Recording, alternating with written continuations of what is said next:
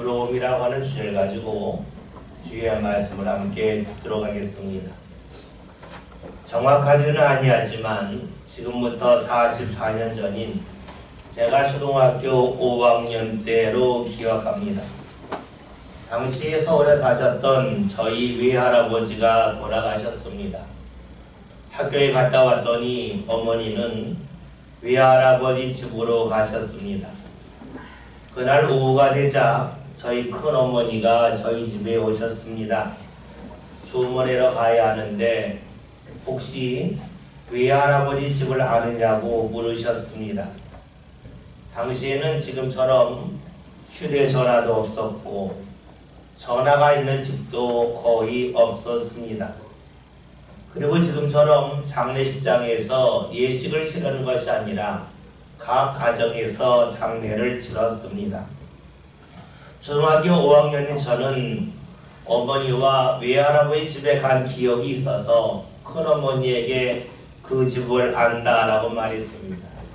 그래서 큰어머니와 함께 저희 외할아버지 집으로 갔습니다.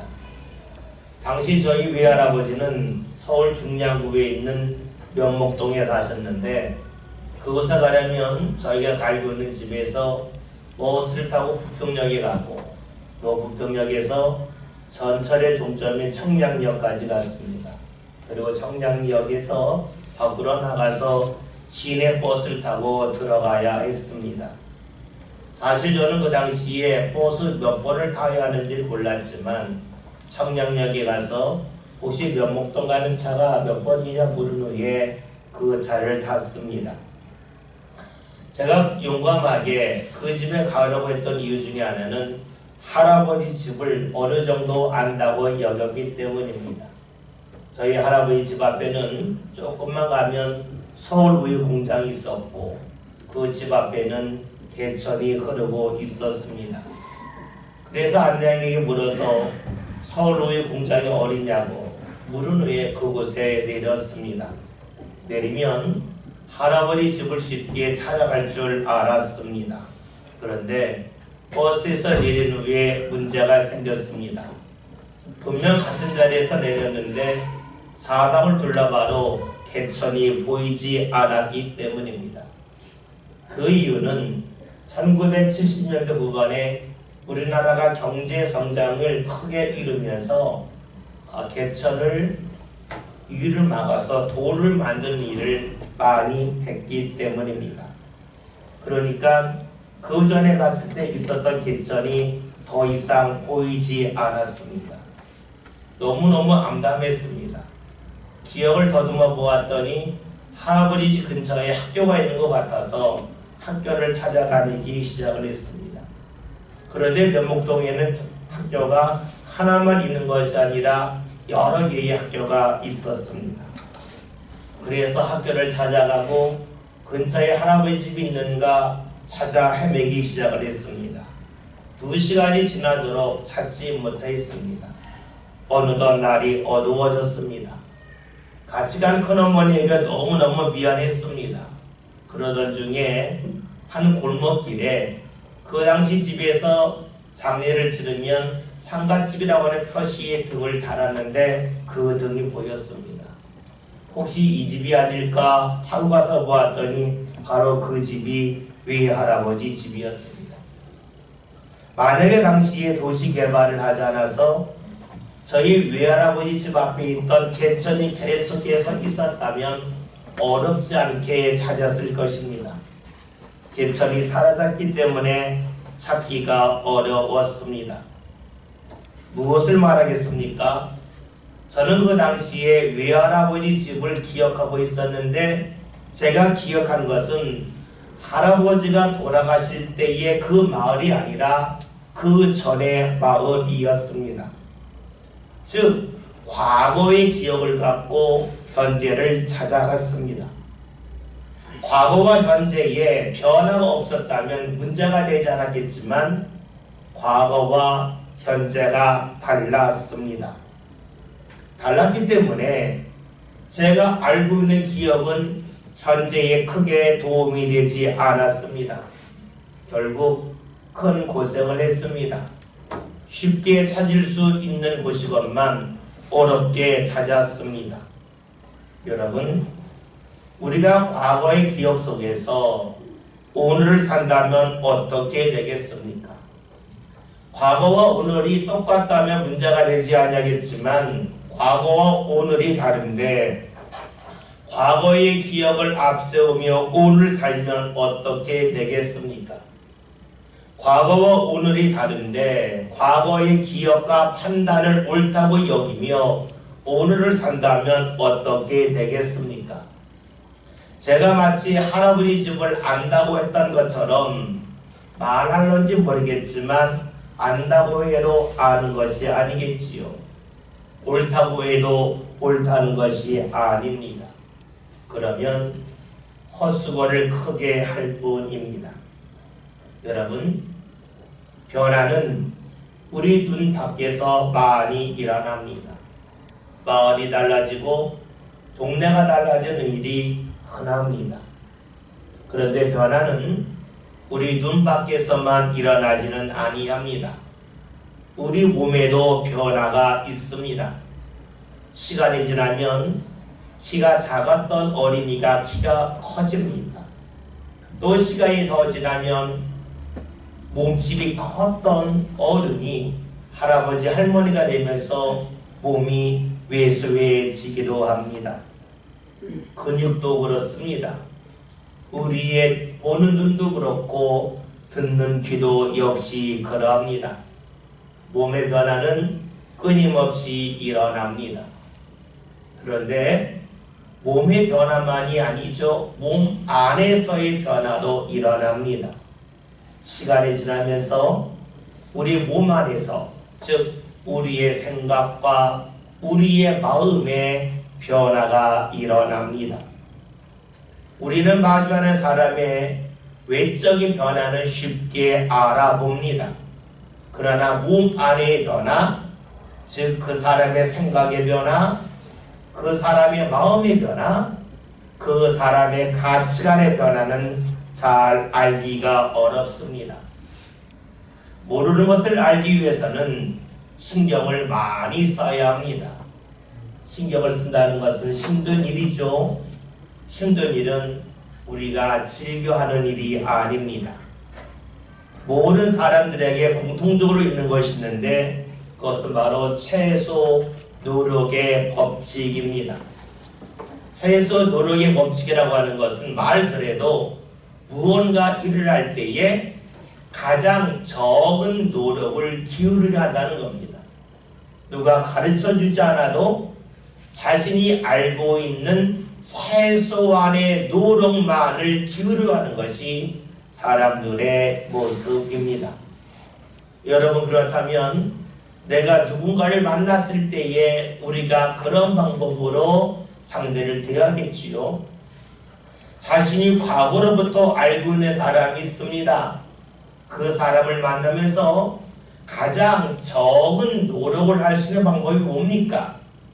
지금의 변화를 눈여겨보기보다는 과거의 모습을 기억하면서 당신은 이런 사람이다, 당신은 이렇게 살아가고 있다 라고 결정 내리는 것이 쉽습니다. 처음 만나는 사람은 어떨까요? 그 사람에 대하여 알아보려면 적지 않은 노력과 시간을 기울여야 하기 때문에 그에게 기록을 가져와라 합니다. 이력서를 가져오라 그러죠. 어떤 일을 했는가, 또 어디서 사람을 만났는가 하는 것을 꼼꼼히 살피면서 그 사람을 새롭게 알려고 하는 시도를 잘하지 아니합니다. 이렇게 최소 노력의 법칙을 갖고 사는 것이 사람인데 이것에 치명적인 약점이 있습니다. 그것은 과거를 중심으로 해서 오늘을 본다는 데 있습니다. 이렇게 과거에 대한 기억, 이 사람이 과거에 어떤 일을 했는가를 중심으로 그 사람을 보면 어떻게 되겠습니까? 만약에 그 사람이 과거와 오늘의 변화가 거의 없다면 괜찮을 겁니다. 문제는 자신이 만나는 대상이 과거와 오늘이 크게 달라졌을 때입니다. 마치 제가 외할아버지 집에 갈 때에 과거의 기억을 갖고 갔더니 헤매였던 것처럼 오늘 우리가 누군가를 대할 때에 그 사람이 변화가 되었음에도 불구하고 자신이 과거의 그 사람을 알고 있는 기억 속에서 그 사람에 대한 평가 속에서 오늘 누군가를 대한다면 우리는 어떻게 되겠습니까? 초등학교 시절 반장을 했던 친구가 30년이 지나서 친구를 만났을 때 반장 노릇을 하려 한다면 어떠하겠습니까? 크게 불쾌할 것입니다. 누군가 여러분이 어렸을 때에 철이 없어서 실수하고 잘못한 것이 있는데 성인이 되어서도 너 어렸을 때 그런 일을 했으니 지금도 그렇게 사냐라고 묻는다면 어떻게 되겠습니까? 그런 말을 하는 사람은 어리석기 짝이 없습니다. 반면에 그 말을 듣는 사람은 무척이나 힘들고 괴로울 수밖에 없습니다. 즉 과거를 중심으로 해서 오늘을 평가하는 사람을 만난다고 하는 것은 달가운 일이 아닙니다. 오늘 성경에서는 그런 일을 경험한 사람이 등장합니다. 그를 볼 때에 지금의 모습이 아니라 과거의 모습을 기준으로 해서 평가하고 대하는 사람들을 만나는 이가 등장합니다. 과거에 자랑스러운 일이 많았다면 별 문제가 없겠지만 자신의 과거의 부족함과 부끄러움을 기억하면서 자신을 대하는 사람들을 대할 때에 심정이 어떠하겠습니까? 오늘 본문에서 그의 심정을 이렇게 표현해주고 있습니다. 17절에는 말씀을 함께 봅니다. 이후로는 그의 자를 기억해 하지 말라. 내가 내 몸에 예수의 흔적을 지니고 있노라. 아멘. 우리가 오늘 읽은 말씀은 갈라디아서 6장 17절의 말씀입니다. 갈라디아서는 우리가 익히 알고 있듯이 사도 바울이 갈라디아라고 하는 지역에 있는 교회에 보낸 편지입니다. 그러니까 누구든지 나를 괴롭게 하지 말라는 말씀에서 나는 바울을 가리킬 겁니다. 누구든지라고 하는 것은 이 편지를 읽고 있는 갈라디아 교인들을 말하겠지요.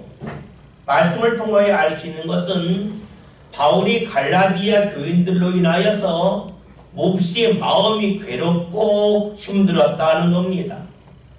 왜 그랬을까요? 만약에 바울이 잘못한 것이 있어서 또 크게 실수한 것이 있어서 그런 것이겠습니까? 그러다면 자신이 잘못한 것에 대한 대가를 받는 것이니 그것을 가지고 괴롭다라고 말할 수는 없을 겁니다. 괴롭게 하지 말라고 하는 것은 괴롭히면 안 되는데 괴롭히기 때문에 그런 말을 하고 있는 것이 되겠죠. 여러분, 그렇다면 바울을 향하여 사람들이 오해하고 그를 괴롭게 한 일이 무엇이겠습니까? 그것은 바로 바울의 과거에 행한 일 때문입니다. 바울의 본래 이름은 사울이죠. 바울이 즉 사울일 때에는 예수를 믿는 사람을 박해하고 죽이는 일에 앞장을 섰습니다. 사도행전 7장이라는 말씀을 보면 예수를 믿다가 죽은 사람, 즉 순교한 첫 번째 사람이 나오는데 그 사람이 바로 스데반입니다. 사도행전의 말씀을 보면 스데반이 죽을 때에 가장 앞장서며 주동했던 사람이 바로 사울입니다. 이 사울은 예수 믿는 사람을 박해하기 위하여서 예루살렘에서 270km 이상 떨어진 다메섹까지 가서 예수 믿는 사람을 잡아오려고 합니다. 그러니까 당시 사람들은 사울의 이름만 들어도 치를 떠는 기독교인들이 많았습니다. 그랬던 사울이 예수님을 어느 날 만납니다. 그리고는 확 달라집니다. 그래서 예수님 믿는 사람을 박해하지 아니하고 오히려 예수님을 전하는데 앞장을 섭니다. 그런 바울을 통해서 수많은 사람들이 예수님을 믿었습니다. 그런데 이런 바울을 보고 경쟁적으로 여겼던 사람들이 바울의 과거를 잘 알지 못하는 사람들에게 바울에 관한 이야기를 합니다. 지금 바울이 하나님의 말씀을 열심히 전하고 예수를 증거하지만 과거에는 예수 믿는 사람을 죽이고 박해하는 데 앞장섰던 사람이라고 말을 합니다. 물론 이런 말을 듣고도 과거 일이니까 하면서 뒤로 두는 사람이 있었겠지만 어떤 사람들은 그런 바울을 경계하며 보기로 합니다. 생각해 보세요. 여러분이 가깝게 지내는 이웃이 있는데 어느 날 그 사람이 과거에 전과 기록이 있는 사람이라는 것을 알게 되면 여러분은 그 사람을 어제와 똑같이 대하겠습니까? 아니면 다르게 대하겠습니까? 물론 과거의 일이라고 말하면서 똑같이 대하는 사람도 있겠지만 어떤 사람은 과거에 행한 일을 아는 순간 그 사람을 경계하고 그 사람을 멀리하고 싶은 마음도 들 수 있습니다. 만약에 목회자라면 어떠할까요? 여러분이 목회자를 나름대로 가까이 했는데 이 목회자가 과거에 전과가 있다, 특별히 사람을 죽인 적이 있다 라는 것을 알면 어떻게 될까요? 그 목회자를 예전과 똑같이 대하겠습니까? 아니면 경계하며 멀리 하겠습니까? 우리는 어떠할지 충분히 알 수가 있습니다. 이렇게 본다면 바울의 과거를 들추어냈을 때에 바울이 예전에 예수 믿는 사람을 죽이고 박해했던 그 이야기를 알고 나서 바울을 경계하는 사람이 나타났을 겁니다. 바울은 그런 사람을 대할 때에 괴로울 수밖에 없습니다. 왜냐하면 과거는 그 누구도 바꿀 수가 없기 때문입니다. 사람들이 예수님을 왜 믿을까요? 그것은 삶이 좀 더 변화되기 원하기 때문입니다. 지금보다 더 나은 삶을 살기 위하여 예수님을 믿습니다. 그렇다면 과거에 옳지 못했던 네가 예수님을 믿어서 오늘 좋아진 모습은 신앙에 본해될 모습입니다. 그러나 놀랍게도 사람들은 자신이 대하는 사람이 과거에 좋지 않은 일을 했다고 하는 것을 아는 순간에 이 사람이 변화가 되었으니 신앙에 본해되는 사람이라고 인정하기보다는 오히려 그를 멀리하고 그에게 등을 돌리지 아니합니까? 바울은 지금 자신을 괴롭게 하지 말라고 합니다. 무엇을 말할까요? 과거를 기준으로 해서 오늘을 보고 평가하는 사람들이 자신을 괴롭게 하고 있음을 고백하고 있습니다. 또 하나가 있습니다. 사람들은 바울에 관한 이야기하면서 그는 정식 사도가 아니라고 말합니다. 그러니까 예수님을 전할 자격이 없다는 것이지요. 무엇을 말합니까? 바울은 예수님을 전했지만 그는 예수님이 이 땅에서 활동하실 때에 한 번도 만난 적이 없습니다. 다른 사도들, 예를 들어 베드로나 요한은 예수님을 전할 때 사람들에게 예수님이 하셨던 일에 관하여 이야기합니다. 오병이어에 관하여 이야기하고 풍랑에는 바다를 걸으신 것을 이야기하고 병든 자를 고친 걸 이야기하고 심지어 죽은 자가 예수를 통하여 살아났음까지도 이야기합니다. 그러니 그들의 말을 들을 때에 사람들은 생동감 있게 예수님에 관하여 들을 수가 있습니다. 반면에 바울은 그러하지 않죠.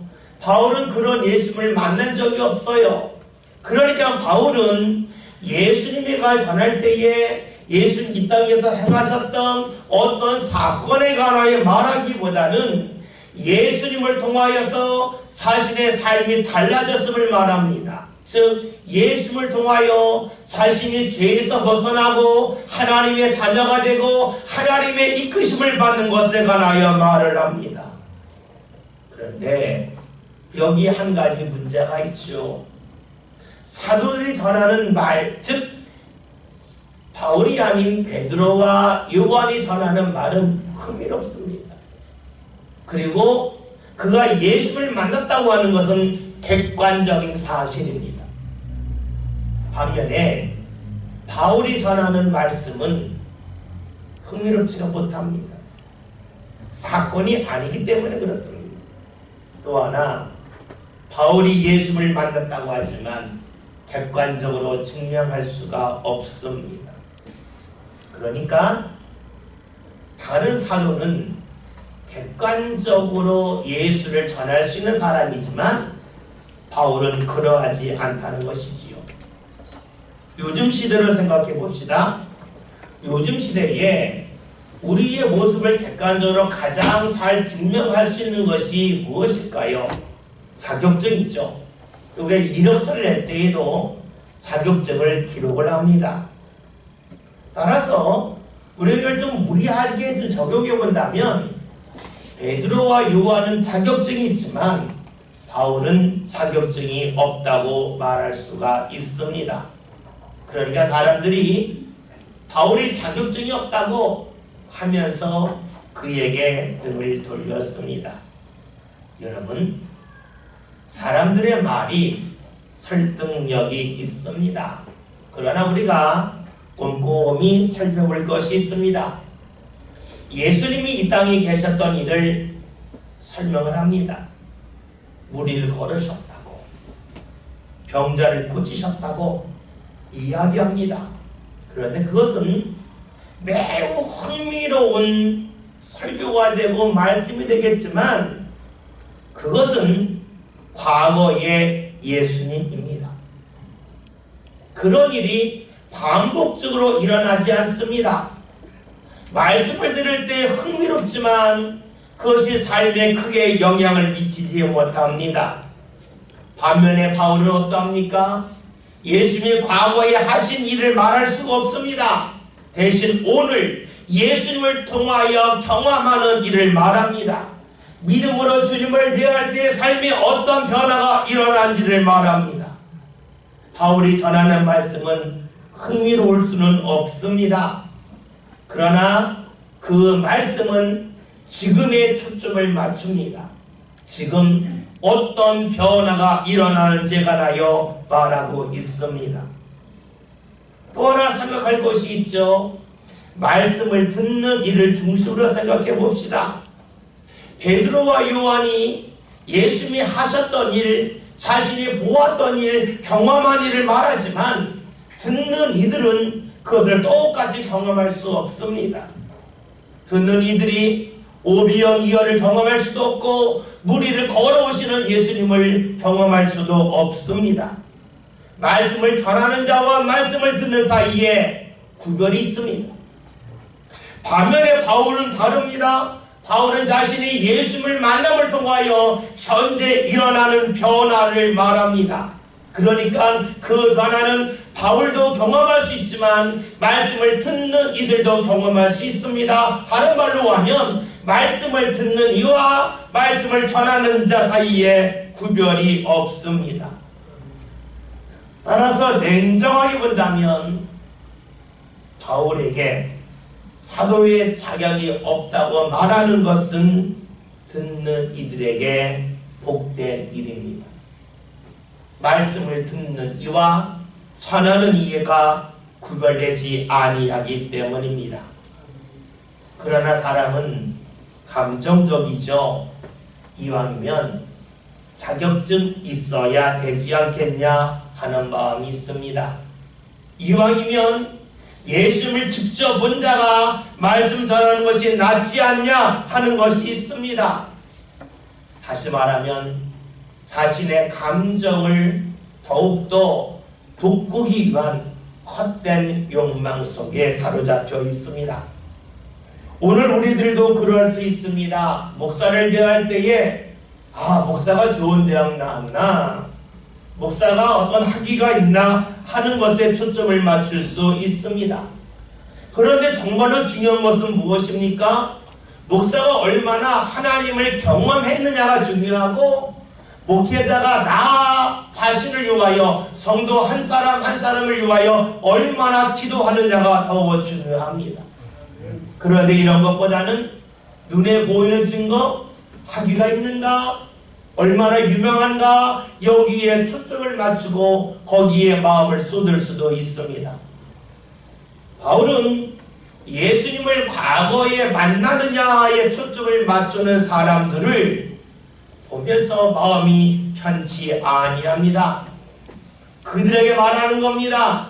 그런 심정을 갖고 산다면, 그런 마음을 갖고 신앙생활을 한다면 나 자신을 괴롭게 하는 거라고 말합니다. 즉 과거를 중심으로 해서 오늘을 보고 오늘을 판단하고 결정하는 것은 옳지 아니함을 말하고 있습니다. 이제 바울은 과거가 아닌 오늘의 초점을 맞추기를 원합니다. 그래서 오늘의 모습을 말하지요. 본문에 있는 말씀을 다시 한번 봅니다. 말씀 봅니다. 이 힘은 누구든지 나를 괴롭게 하지 말라.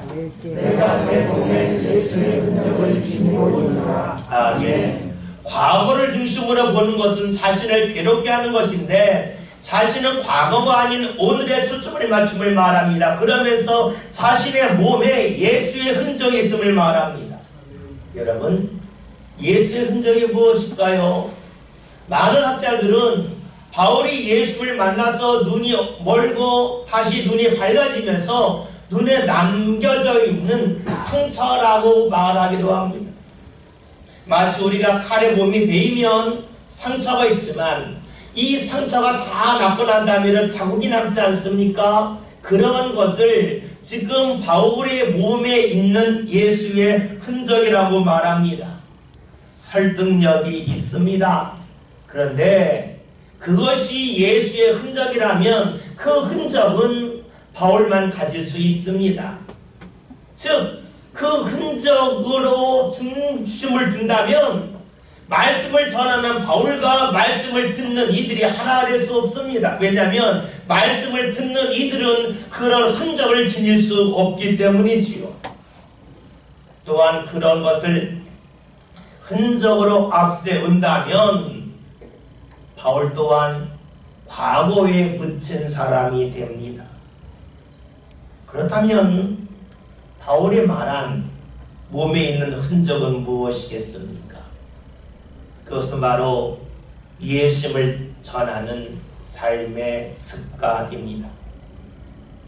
바울은 예수님을 전하면서 사람들에게 오해받고 억울한 일을 경험합니다. 더 이상 억울함을 당하지 않으려는 방법이 있습니다. 그것이 무엇일까요? 예수 안 전하면 됩니다. 예수 전하기 때문에 당하는 억울함이라면 예수를 전하지 아니하면 더 이상 억울할 일이 없습니다. 그런데 바울은 그렇게 하지 않습니다.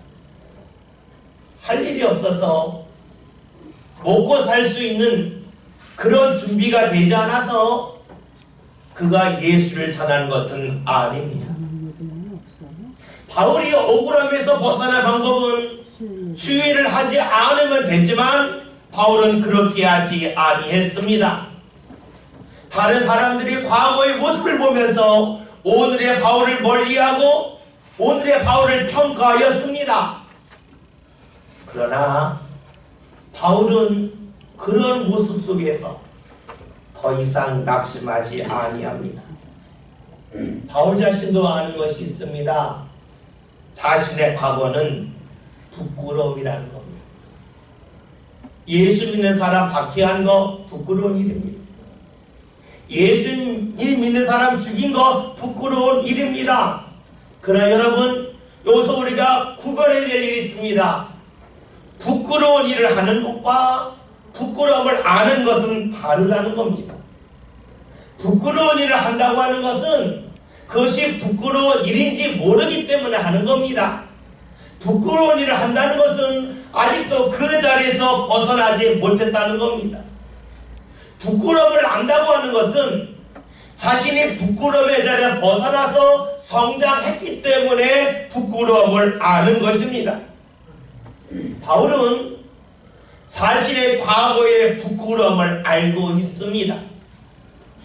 그의 믿음이 성장하면서 주님을 만나서 그의 삶과의 주님을 더욱더 많이 알면서 그는 과거에 자신이 행했던 일이 부끄러운 것임을 알았습니다. 그렇기에 바울은 성장한 사람입니다. 그리고 그러한 성장을 통해서 다가오는 억울함 속에서 바울은 억울함에서 벗어나려고 초점을 맞추지 않았습니다. 억울함 속에서도 자신을 여전히 붙잡고 계시고 자신과 함께 하시는 하나님에게 초점을 맞추었습니다. 사람들이 그의 과거의 부끄러운 일을 알고 그에게 손가락질하며 그를 멀리하였지만 바울은 그러한 자신을 여전히 받아주시는 하나님을 기억했습니다. 하나님께 찬양할 때에 자신의 찬양을 받으심을 알았습니다. 자신이 기도할 때에 그 기도를 듣고 계신 하나님을 알았습니다. 자신이 고통 속에서 신음할 때에 자신을 위로하시는 하나님을 알았습니다. 사람들은 모르지만 하나님은 알고 계셨습니다. 그래서 그가 억울함을 경험하지만 하나님을 찾음을 통하여서 하나님께서 그의 삶을 가볍게 해주시고 그의 마음을 시원케 하여 주심을 경험하였습니다. 부끄러운 일을 했지만 사람들처럼 과거의 부끄러움 속에서 자신을 가둬두지 아니하시고 그것을 깨달은 자신을 받아주시는 하나님을 보았습니다. 여러분, 하나님께서 우리에게 원하시는 것이 무엇일까요? 다른 사람이 손가락질하는 부끄러운 일을 했다 할지라도 그런 사람을 하나님께서는 받으시고 함께 하심을 경험하며 이를 증언하며 살기를 주께서 원하십니다. 그러기에 바울은 깨닫는 것이 있습니다. 자신이 행한 일은 부끄러운 일이고 사람들은 자신의 과거의 부끄러움 속에 자신을 가둬두고 있지만 그러한 자신을 이끄시는 하나님이 계심을 믿었습니다. 그리고 하나님께서는 바울에게만 아니라 다른 사람에게도 그렇게 역사하시니 부끄러움 속에 사는 사람들이 다시금 소망을 갖고 살기를 원하셨습니다. 즉 바울을 보면서 하나님이 나같이 부끄러운 일을 한 사람도 용납하시고 사용하시고 이끄시는구나 하는 것을 알기를 원하셨죠. 즉 신앙의 길을 앞서가는 사람, 또 신앙의 모델, 신앙의 부러움의 대상이 되기를 원하십니다. 여러분, 오늘 우리는 말씀을 통해서 바울을 봅니다. 그의 부끄러움 과거가 있지만 하나님은 그를 거기에 묻어두지 아니하시고 오히려 다른 사람들의 신앙의 길을 앞서가는 부러움의 대상이 되기를 원하고 계십니다. 오늘 말씀 제목이 부끄러움, 부러움입니다. 사람들은 과거에 얽매여서 오늘을 보지 못할 때가 많습니다. 우리의 부끄러운 과거에 우리를 가다두고 우리를 부러워할 때도 많습니다.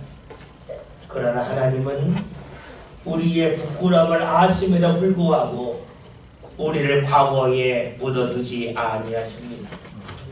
우리의 믿음이 성장해서 거기서 벗어날 뿐만이 아니라 계속해서 예수 전하는 신앙의 본이 되는 사람이 되기를 원하고 계시지요. 주께서 원하시는 것은 우리가 부끄러움의 대상이었지만 주의 인도하심을 경험하며 하나님이 살아계심을 증언하는 신앙의 부러움의 대상이 되기를 원하고 계십니다. 저와 여러분이 삶에 부족함이 있고 어리석음이 있어 부끄러움이 있습니까? 감추고 싶은 과거가 있습니까?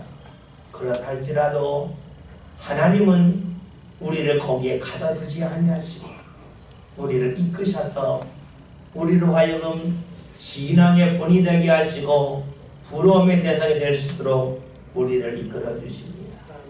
그 하나님을 꼭 기억합시다. 그리고 그 하나님을 의지하는 저와 여러분이 되어서 과거에 사로잡혀 사는 것이 아니라 오늘 나를 이끄시는 주의 인도하심이 삶 가운데 가득히 나타나는 복된 믿음의 주인공들 다 될 수 있기를 주의 이름으로 기원드립니다.